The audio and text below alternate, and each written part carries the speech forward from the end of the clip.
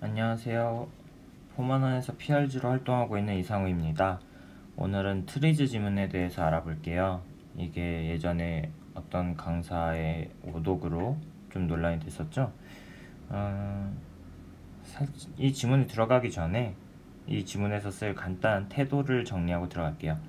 태도라고 해봤자 표시나 독해할 때 주의점 정도, 그 정도만 간단히 정리하고 들어갈게요.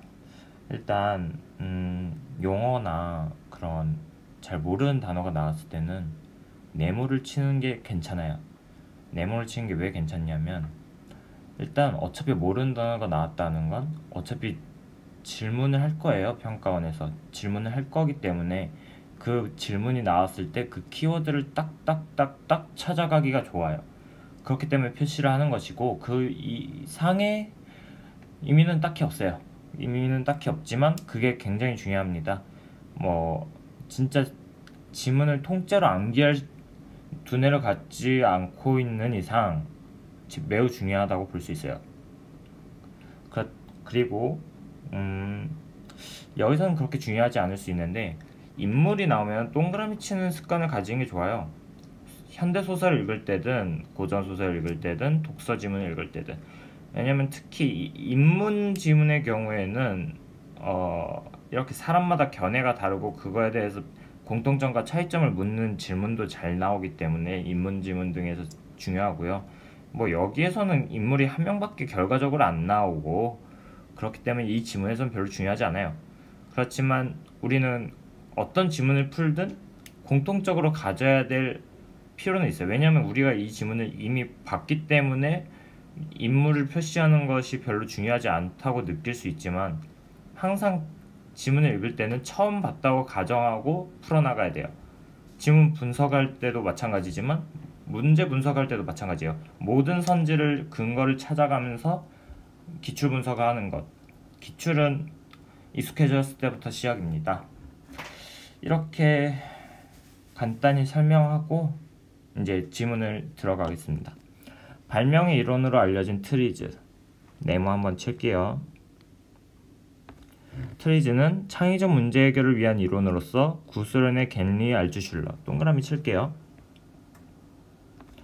에 의하여 탄생하였다. 그는 4만 건의 특허를 분석한 결과 우수한 특허는 모두 모순을 극복했다는 공통점을 발견하였다. 이거 조금 뭔가 지문을 읽어나갈 때 방향 정보가 되지 않을까. 모순을 극복해. 일단 예측일 뿐이니까 좀 더 넘어갈게요. 그 알츠슐러, 동그라미. 알츠슐러는 모순의 극복이라는 관점에서 연구를 계속한 끝에 모순을 기술적 모순과 물리적 모순을 유형화하여 그 구체적인 해결책을 제시하게 되었다. 그러니까 지금 이렇게 나눌 수가 있죠. 기술적 모순과 물리적 모순.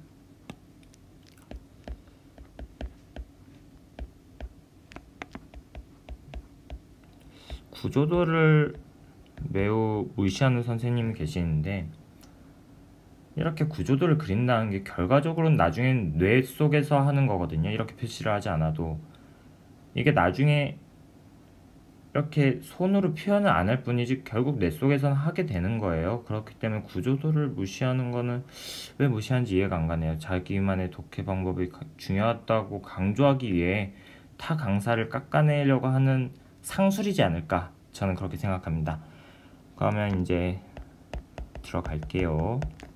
일단 기술적 모순 용어 나왔으니까 모르는 거 네모 쳐주고요. 물리적 모순도 네모 쳐주고. 기술적 모순이란 이제 정의를 해주네요. 이렇게 되면 안 되는데, 기술적 모순 어라.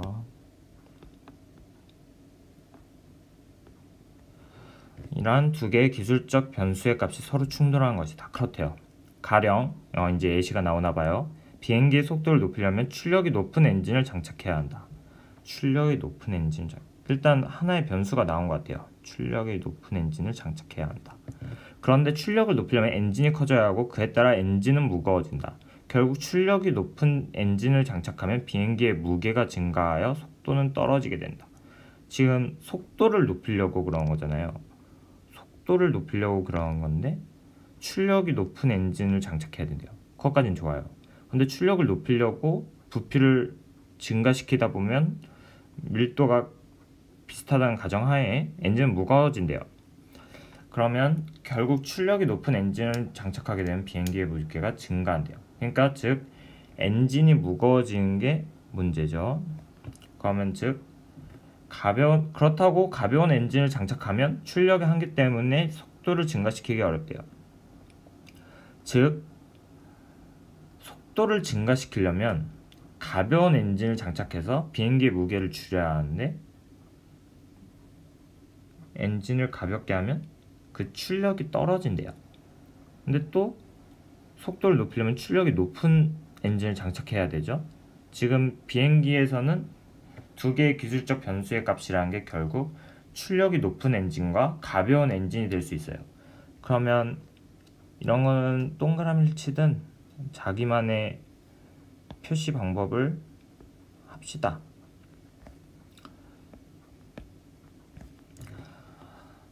이제 더 읽어 나갈게요. 트리제는 이와 같은 기술적 모순을 해결하기 위한 40가지 발명의 원리가 있다. 그렇대요. 현장에서 부딪히는 기술적 문제에 발명의 원리를 하나씩 적용한다면 다양한 해결 방안들이 쏟아져 나올 것이다.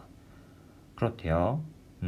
일단 여기서는 어떤 포인트가 중요한지 저는 모르겠어요. 비행기 속도 문제 해결을 복합 재료를 사용하라는 40번째 발명의 원리가 적용된 예가 있대요. 그렇대요.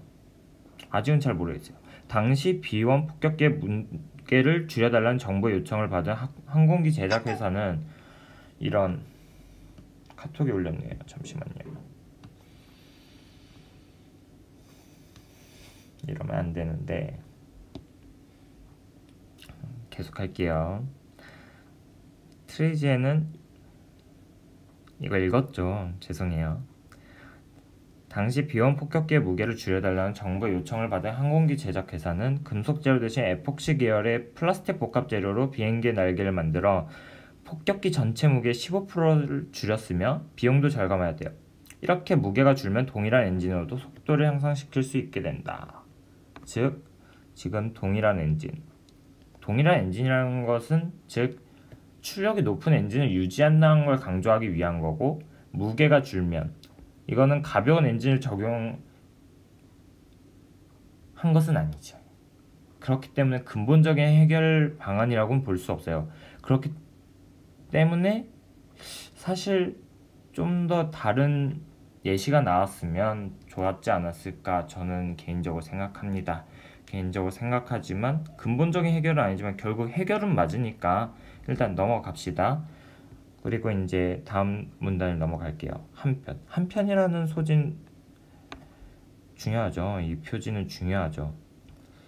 중요하다는 게 꼭 그 지문의 핵심이라는 것은 아니고 이렇게 살짝 반전되는 느낌?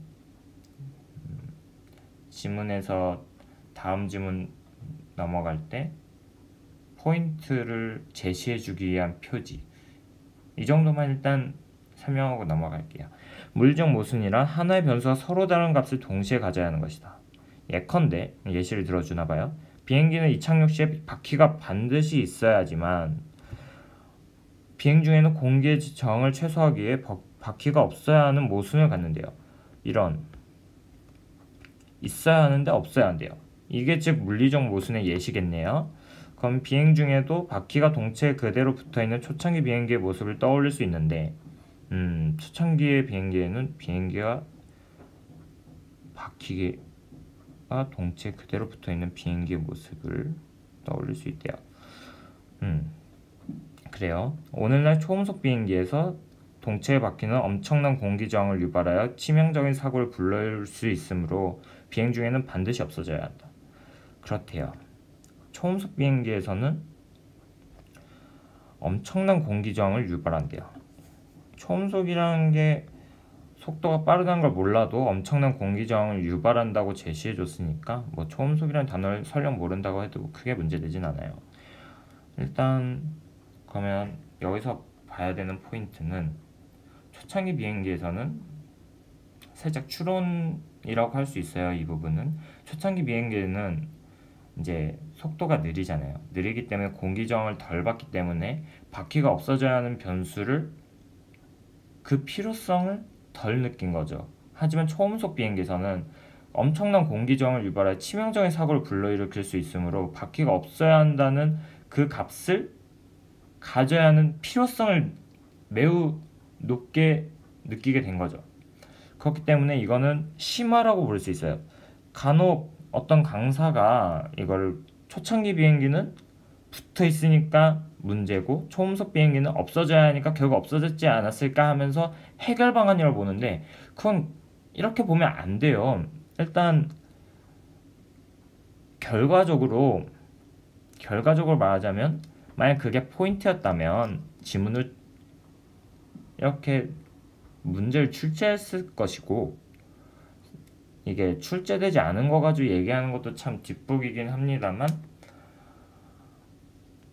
이 문단을 읽어보시면 여러분이 다 느낄 거예요.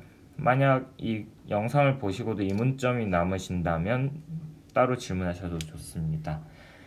그럼 이제 다음 문단 넘어갈게요. 이러한 물리적 모순을 해결하기 위하여, 물리적 모순 또 나왔네요. 이런